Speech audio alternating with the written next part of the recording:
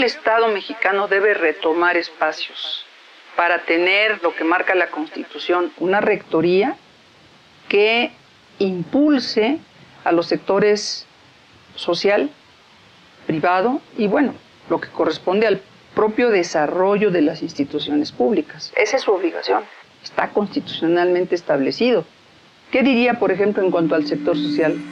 El campesinado, los ejidatarios, las organizaciones superiores de esos organismos sociales, las cooperativas, que tienen un enorme potencial. Creo que esto tiene que profundizarse y afortunadamente esas organizaciones sociales están generando ciudadanía, están generando esta idea de estos son tus derechos, conócelos, ejércelos y cumple también con tus responsabilidades, porque es de ida y vuelta.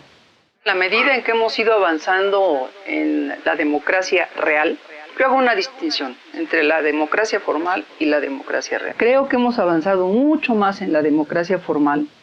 El Instituto Federal Electoral, el Tribunal Federal, ubicado en el ámbito de la Suprema Corte, lo electoral, las leyes diversas que se han ido modificando, tratando de perfeccionarlas y de cubrir los huecos o las fallas que se han advertido en las diferentes elecciones, una cultura que va permeando de competir honestamente, lealmente, la restricción de recursos, la supervisión, en fin. Pero creo que esa democracia formal tiene que dar mucho más pasos en la realidad. ¿Qué quiero decir con eso? Que la democracia debe implicar que todos participemos. ¿En qué? No solo en el esfuerzo de producir, sino también de recibir la parte que nos corresponde. Creo que los partidos deben transformarse, todos, y dar ante la sociedad esa imagen que requerimos de que se constituyen como entidades de interés público, así los define la Constitución, para lograr que la ciudadanía se convierta en gobierno. Yo creo que hay una parte en las instituciones donde es una tuerca que apretar, que hay que atender a la ciudadanía, abrirle las puertas, escucharla y luego atenderla de acuerdo con la ley. Las instituciones, para mí, siguen teniendo una importancia trascendental. La construcción institucional durante una larga etapa de la historia de este país respondieron a múltiples necesidades de la población con agilidad, con responsabilidad en todo el territorio. Creo que varias de ellas, con una diferente forma, actualizadas a lo que vivimos, deberían resurgir. ¿Para qué? Pues, por ejemplo, para distribuir alimentos a un costo más accesible, para que los medicamentos no estuvieran tan exageradamente caros. Por eso me parece muy importante hablar de una reforma fiscal de fondo que cobre de manera equitativa, escalonada, a los que tienen más, y a los que tienen menos, menos. Y que dentro de eso se considere a la Hacienda en su conjunto el manejo de la propia Secretaría, la eficiencia en el uso de los recursos, la asignación del gasto y no solamente la captura del ingreso, y que sea simple el esquema tributario, sencillo, accesible, y que se amplíe, de eso se ha hablado mucho, la base de tributación.